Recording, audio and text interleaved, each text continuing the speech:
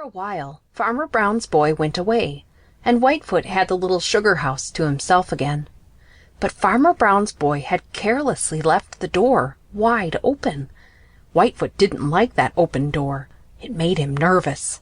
There was nothing to prevent those who hunt him from walking right in. So the rest of that night, Whitefoot felt uncomfortable and anxious. He felt still more anxious when next day Farmer Brown's boy returned and became very busy putting things to right. Then Farmer Brown himself came, and strange things began to happen. It became as warm as in summer. You see, Farmer Brown had built a fire under the evaporator. Whitefoot's curiosity kept him at a place where he could peep out and watch all that was done.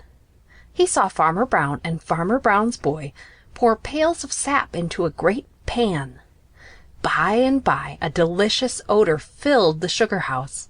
It didn't take him a great while to discover that these two-legged creatures were so busy that he had nothing to fear from them, and so he crept out to watch.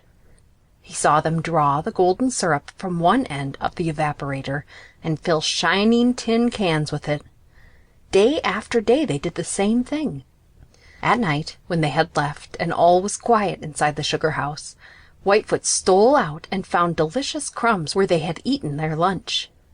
He tasted that thick, golden stuff and found it sweet and good. Later, he watched them make sugar, and nearly made himself sick that night when they had gone home, for they had left some of that sugar where he could get at it. He didn't understand these queer doings at all, but he was no longer afraid. End of Chapter 2.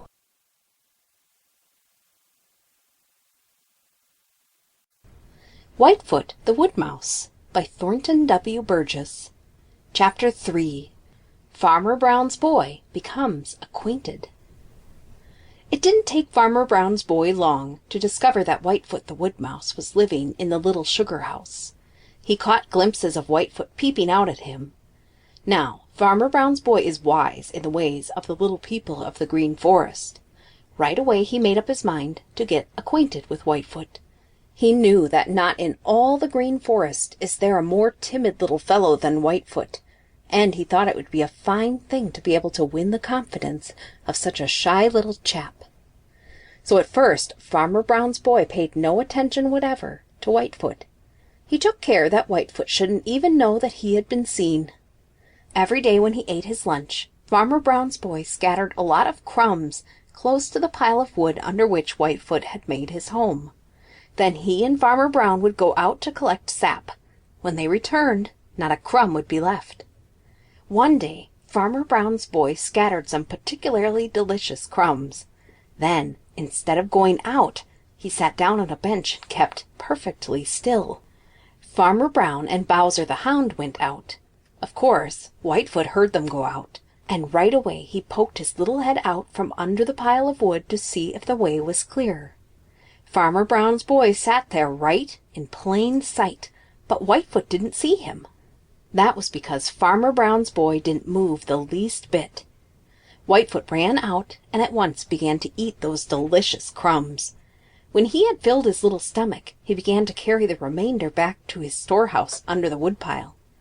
While he was gone on one of these trips, Farmer Brown's boy scattered more crumbs in a line that led right up to his foot. Right there he placed a big piece of bread crust. Whitefoot was working so hard and so fast to get all those delicious bits of food that he took no notice of anything else until he reached that piece of crust. Then he happened to look up right into the eyes of Farmer Brown's boy. With a frightened little squeak, Whitefoot darted back, and for a long time he was afraid to come out again. But Farmer Brown's boy didn't move, and at last Whitefoot could stand the temptation no longer. He darted out halfway, scurried back, came out again, and at last ventured right up to the crust. Then he began to drag it back to the woodpile. Still, Farmer Brown's boy did not move. For 2 or 3 days the same thing happened. By this time Whitefoot had lost all fear. He knew that Farmer Brown's boy would not harm him, and it was not long before he ventured to take a bit of food from Farmer Brown's boy's hand. After that, Farmer Brown's boy took care that no crumbs